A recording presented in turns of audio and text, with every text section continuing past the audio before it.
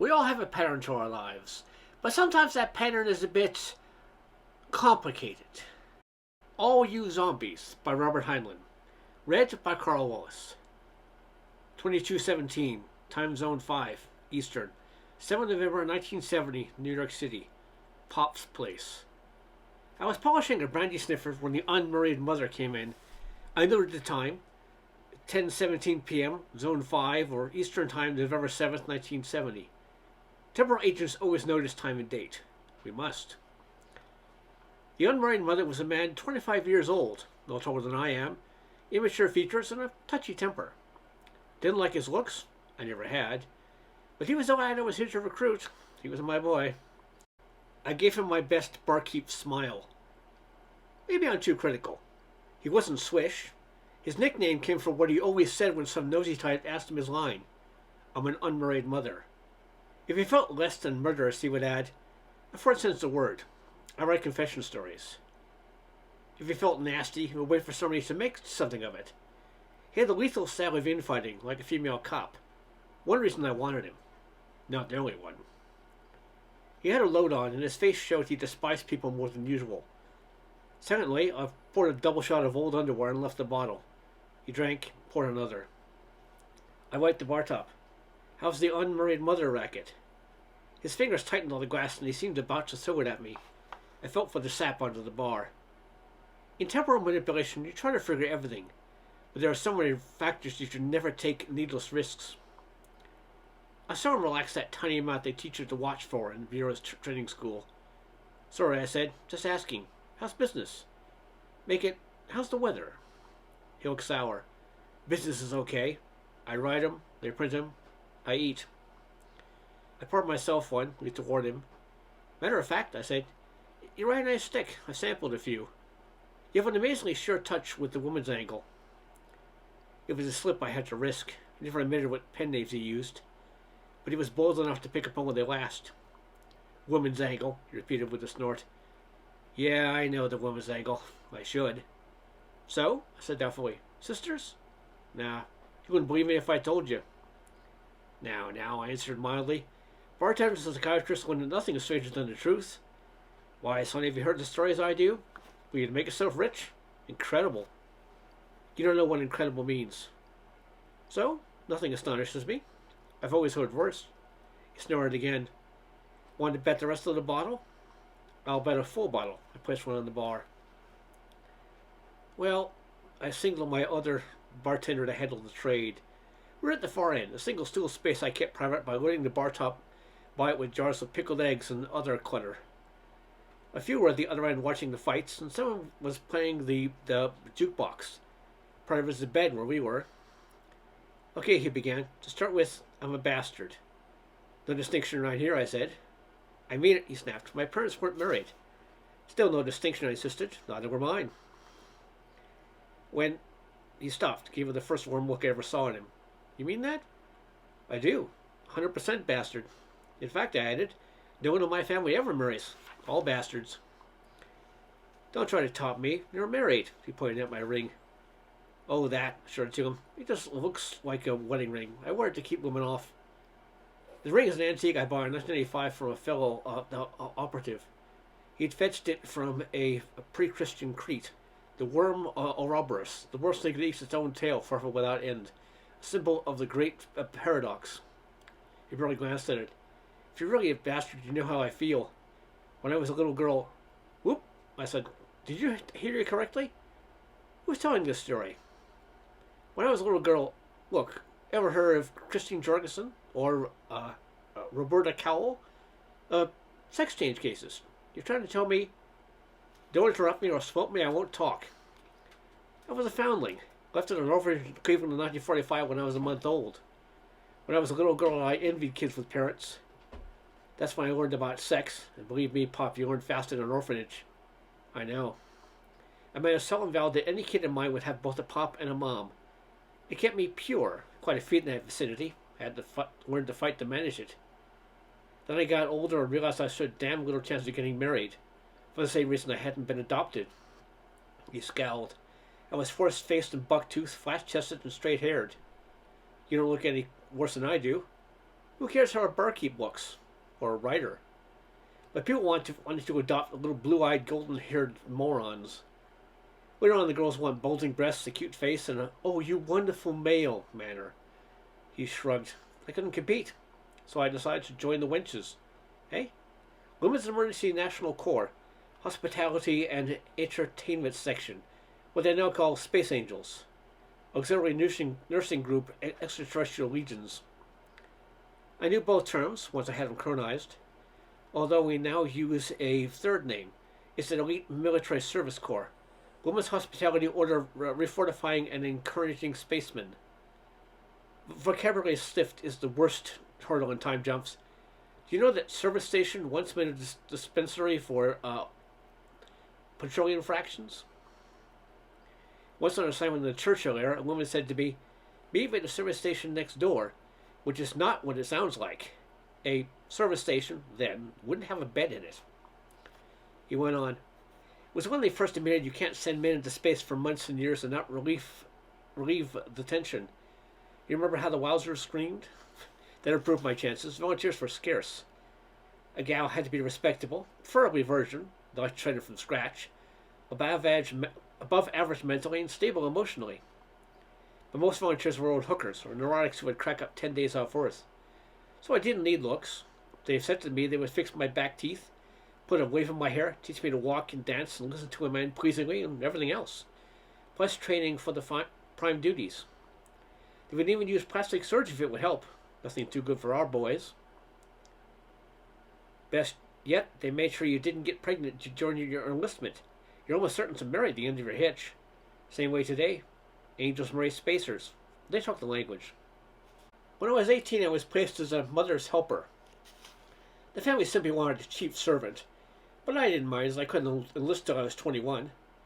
I did housework and went to night school, pretending to continue my high school typing and shorthand, but going to a charm class instead to better my chances for an enlistment. Then I met this city slicker with his $100 bills. He scowled. The no good actually did have a lot of $100 bills. Showed me one night, told me to help myself. But I didn't. I liked him. He was the first man I ever met and was nice to me without trying to take my pants off. I quit night school to see him oftener. It was the happiest time of my life.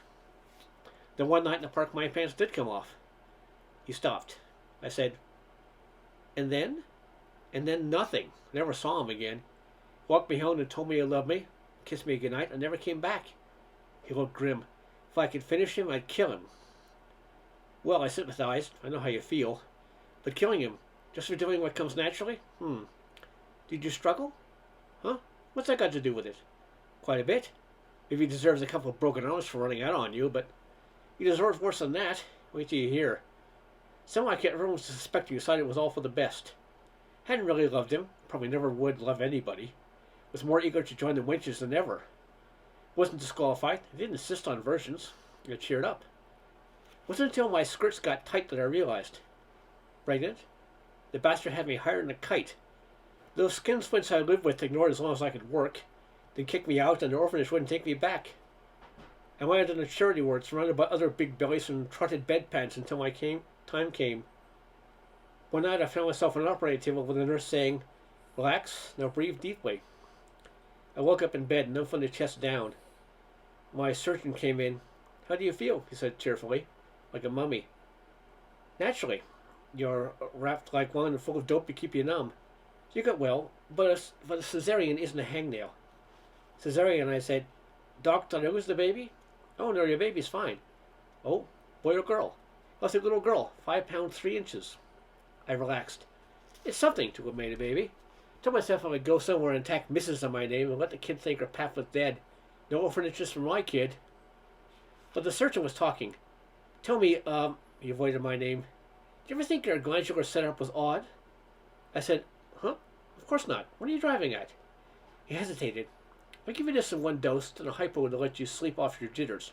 You'll have 'em." "Why?" I demanded. "Ever hear of that Scotch physician who was female until she was 35?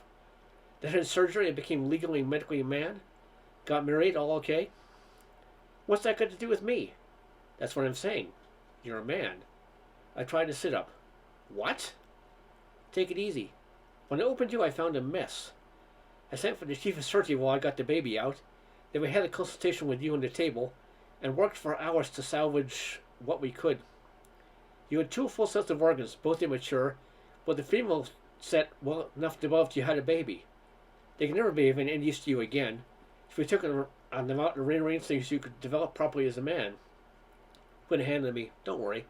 You're young. We'll both readjust. We'll watch your glandular balance and make a fine young man out of you.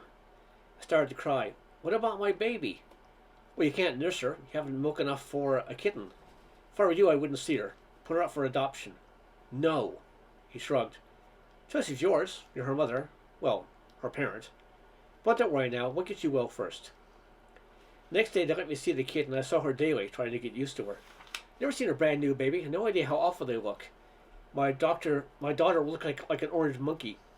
My feeling changed to cold determination to do right by her. But 4 weeks later, that didn't mean anything. Eh? She was snatched. Snatched? The unmarried mother almost knocked over the bottle you'd bet. Kidnapped. Stolen from the hospital nursery. Her breathed hard. How's that for taking the last thing a man's got to live for? A bad deal, I agreed. Let's probably another. No clues? Nothing the police could trace. Someone came to see me, claimed to be her uncle. While the nurse had her back turned, he walked out with her. Description? Just a man with a face-shaped face like yours and mine. He frowned. I think it was the baby's father. The nurse swore he was an older man, but he probably used makeup. Who else would swipe about my baby? Child's women pull such stunts. Who ever heard of a man doing it? What happened to you then? 11 more months of that grim place and 3 operations. In 4 months I started to grow a beard. Before I was out, I was shaving regularly. I know I doubted that I was male. He grinned wryly. I was staring down nurses' necklines. Well, I said, seems to me you came through okay. Here you are, a normal man, making good money, no real troubles. The life of a female is not an easy one. He glared at me. A lot you know about it. So, ever heard the expression, a ruined woman? Years ago. Doesn't mean much today. I was as ruined as a woman could be. That bastard really ruined me. I was no longer a woman. I didn't know how to be a man. Takes getting used to, I suppose. You have no idea. I don't mean learning how to dress or not walking into the wrong restroom. I learned those in the hospital. But how could I live? What job could I get? Hell, I couldn't even drive a car. I didn't know a trade. I couldn't do manual labor. Too much scar tissue, too tender. I hated it for having ruined me for the wenches, too. But I didn't know how much until I tried to join the Space Corps instead.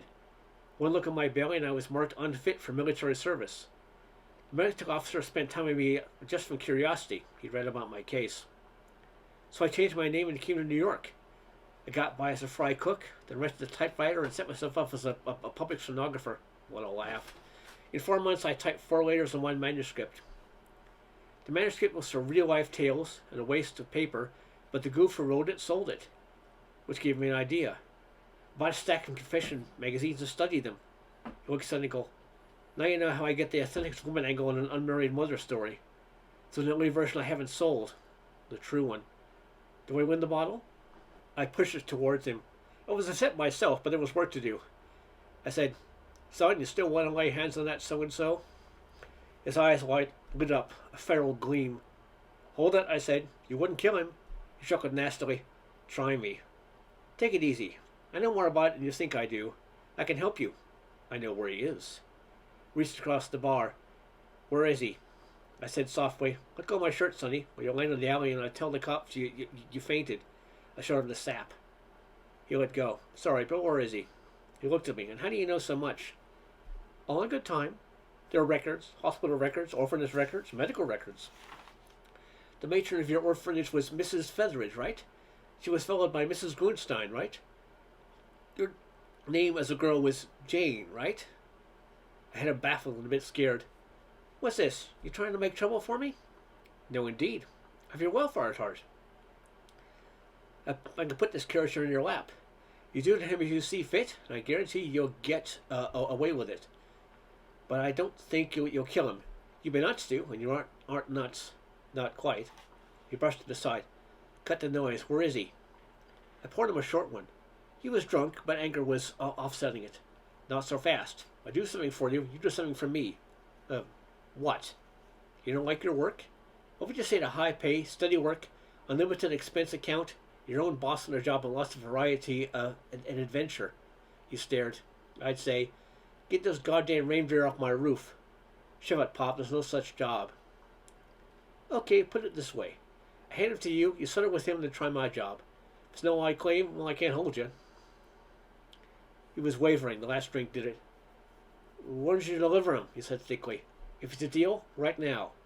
He shoved out his hand. It's a deal. I dawned on my assistant to watch both ends, though at the time, 2300, started to duck through the gate onto the bar when the jukebox blared out, I'm my own grandpa. The serviceman had orders to load it with old Americana and classics, but I couldn't stomach the music of 1970. But I hadn't known that tape was in it. I called out, shut that off. Give the customers the money back. I added, still room back in a minute, headed there with my unmarried mother following. I was down the passage away from the Johns, a steel door to which no one but my day manager and myself had a key. Inside was a door to an inner room to which only I had a key. I looked blurry around the windowless walls. Where's this? Right away. I opened the case, the only thing in the room. It was the USFF Coordinates Transformer Field Kit, Series 1992, Mod 2. A beauty, no moving parts. Weighs 23 kilos fully charged and shaped to pass as a suitcase. I had adjusted precisely earlier that day. All I had to do was shake out the metal net which limits the transformation field. Which I did. What's that? He demanded. Time machine, I said, and tossed the net over us. Hey, he yelled and stepped back. There's a technique to this. The net has to be thrown so the subject will instinctively stack back onto the metal mesh. Then you close the net with both you inside completely. Else you might leave sole shoals behind, or a piece of wood, or scoop up a slice of floor. But that's all the skill it takes. Some agents con the subject into the net until it's used and use that other astonishment to flick the switch. Which I did. 10:30 V3, April 1963, Cleveland, Ohio Apex Building. Hey, he repeated, take this damn thing off. Sorry, I apologized, and did so, stuffed the net into the case, closed it. He said you wanted to find him. But, you said it was a time machine? I pointed out a window. Does it look like November, or New York? While he was gawking at new buds and spring weather, I reopened the case, took out a packet of $100 bills, checked the numbers and signatures were compatible with 1963. The Temporary Bureau doesn't care how much you spend, it costs nothing, but they don't like unnecessary anachronisms. Too many mistakes and a general court-martial will exile you for a year in a nasty period, say 1974 when there's strict rationing and forced labor. I never make much of such mistakes, the money was okay. Turned around and said, what happened? He's here. Go inside and take him. He has expense money. I shoved at him and added, settle him, then I'll pick you up. $100 bills have a hypnotic effect on a person not used to them. He was thumbing them unbelievably as I eased him into the hall, locked him out. The next step was easy, a small shift in era. 1700 V10, March 1964, Cleveland Apex Building. There was a notice on the door saying my lease expired next week. Otherwise the room looked as it had a moment before. Outside, trees were bare and snow threatened. I hurried, stopping only for a temporary morning in a coat, hat, and topcoat I'd left on around at least the room. I hired a car and went to the hospital. It took 20 minutes to board the nursery attendant to the point where I could swipe the baby without being noticed. We went back to the Apex Building. The Estelle setting was more involved as the building did not yet exist in 1945, but I had pre-calculated it. 0100 V20, September 1945, Cleveland Skyview Motel. Field kit, baby, and I arrived in the motel outside town. Earlier I had registered as Gregory Johnson, Warren, Ohio, so we arrived in a room with curtains closed, windows locked, and door bolted, and the room clear to allow for waiver as the machine hunts. You can get a nasty bruise from a chair where it shouldn't be. Not the chair, of course, but backlash from the field. No trouble. Jay was sleeping soundly.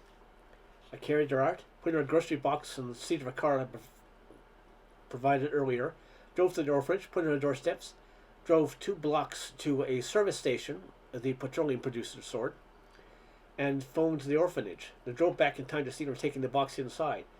Kept going and abandoned the car near the motel, walked to it, and jumped forward to the Apex Building in 1963. 2200 V24, April 1963, Cleveland Apex Building. I'd cut the time rather fine. Temporal accuracy depends on span, except on return to zero. If I had it right, the aim with Discovery, out in the park this balmy spring night, is she wasn't quite as nice a girl as she had thought. I grabbed a taxi to the home of those skinflints, had the hacky wait around the corners while I worked in shadows. Presently I spotted them down the street, arms around each other. He took her out on the porch and made a long job of kissing her tonight, longer than I'd thought. Then he went back in and came down the walk, turning away. I slid in step and hooked an arm in his. "That's all, son," I announced quietly. "I'm back to pick you up." "You?" he gasped and caught his breath. "Me. Now you know who he is. If you think it over, you'll know who you are. If you think hard enough, you'll figure out who the baby is, and who I am." He didn't answer. He was badly shaken. "It's a shock to have it provide you, and you can't risk seducing yourself." I took him to the apex building and we jumped again. 2300 VII 12 August 1985, Sub Rockies Base. I woke the duty sergeant, showed my ID, told the sergeant to bed him down with a happy pill and recruit him in the morning. The sergeant looked sour, but rank was rank, regardless of era. He did what I said, thinking, no doubt, the next time we met, he might be the colonel and I the sergeant, which can happen in our corps. "What name?" he asked. I wrote it out. He raised his eyebrows. "Like so, eh? You just do your job, Sergeant." I turned to my companion. "Son, your trouble's all over. You're about to start the best job a man ever held, and you do well. I know. But nothing. Get a night's sleep and look over the proposition. You'll like it." "That you will," agreed the sergeant. "Look at me, born in 1917, still round, still young, still enjoying life." I went back to the jump room and everything on pre-selected 0. 2301 V7, November 1970, New York City, Pop's place. I came on the store and carrying a flip of John Dewey to account for the minute I'd been gone. My assistant was arguing with the customer who'd been playing "I'm My Own Grandpa." I said, "Oh, let him play it, then unplug it." I was very tired. It was rough, but somebody has to do it. It's very hard to recruit anyone in the later years, since the mistake of 1972. Can you think of a better source than to pick people all felled up from where they are and give them well-paid, interesting, even though dangerous, work in a necessary cause? Everybody knows now why the Fizzle War of 1963 fizzled. The bomb with New York's number on it didn't go off. 100 other things didn't go as planned, all arranged by the likes of me. But not the mistake of 72. That one's not our fault and can't be undone. There was no paradox to resolve. The thing is or it isn't, now and forever. Amen. But there won't be another like it. An order dated 1992 takes precedence any year. I closed 5 minutes early, leaving a letter on the cash register telling my day manager I'm accepting his offer, so see my lawyer as I was leaving on a long vacation. The bureau might or might not pick up his payments, but they want things left tidy. I went to the back room of the storeroom and forward to 1993. 2200 VI 12 January 1993, Sub Rockies Annex HQ Temporal DOL. I checked in with the duty officer and went to my quarters, intending to sleep for a week. I had fetched the bottle, we bet. After all, I won it. Took a drink before I wrote my report. Tasted foul, and I wondered why I'd ever liked old underwear. But it was better than nothing. I don't like to be cold sober. I think too much. But I don't really hit the bottle either. Other people have snakes. I have people. I dictated my report. Further recruitments all okayed by the Psych Bureau. Counted my own, which I knew would be okayed. I was here, wasn't I? Then I taped a request for assignment to operations. I was sick of recruiting. I dropped both in the slot and headed for bed. My eyes fell on the bylaws of time over my bed. Never did yesterday what should be done tomorrow. If at last you do succeed, never try again. A stitch in time saves 9 billion. A paradox may be paradoctored. It's earlier than you think. Ancestors are just people. Even Jove nods. They didn't inspire me the way they had when I was a recruit. 30 subjected years of time jumping wears you down. I undressed, and when I got down to the hide, I looked at my belly. A cesarean leaves a big scar, but I'm so hairy now I don't notice it until I look for it. Then I glanced at the ring on my finger. The snake that eats its own tail forever and ever. I know where I came from. Where did all you zombies come from? I felt a headache coming on, but a headache powder is one thing I don't take. I did once, and you all went away. So I crawled into bed and whistled out the light. You aren't really there at all. There isn't anybody but me, Jane, here alone in the dark. I miss you dreadfully. The end.